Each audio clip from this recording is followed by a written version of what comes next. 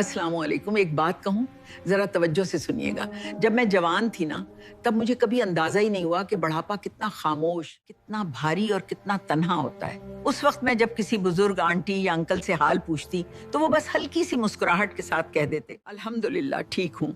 और मैं भी यही समझती कि वाकई ठीक ही होंगे। लेकिन एक मंजर मुझे हमेशा उलझन में डाल देता था। जब उन्हें खाने की पेशकश की जाती तो वो ऐसे खाते जैसे बरसों के भूखे हों। मैं सोचती थी ये तो अच्छे खासे अमीर घरानों से हैं, फिर ये भूख ऐसी क्यों?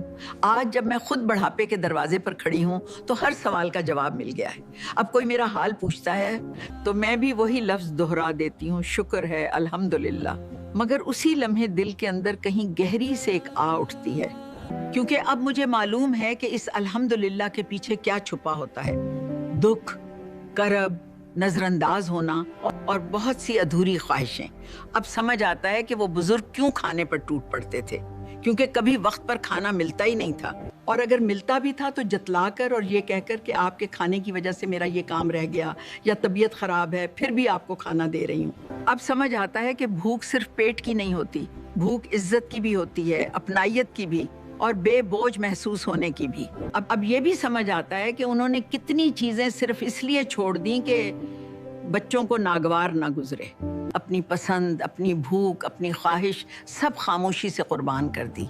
ये सोचकर दिल मजीद बोझल हो जाता है कि वो सब भी उन्हीं खामोश अजियतों के साथ इस दुनिया से चले गए, किसी शिकायत के बगैर, किसी शौर के बगैर। प्यारे बच्चों, जब कोई बुजुर्ग आपसे कहे अल्हम्दुलिल्लाह मैं ठीक हूँ, मैंने खा लिया है, मुझे भूख नहीं है, तो ये मत समझ लीजिए कि वाकई सब ठीक है।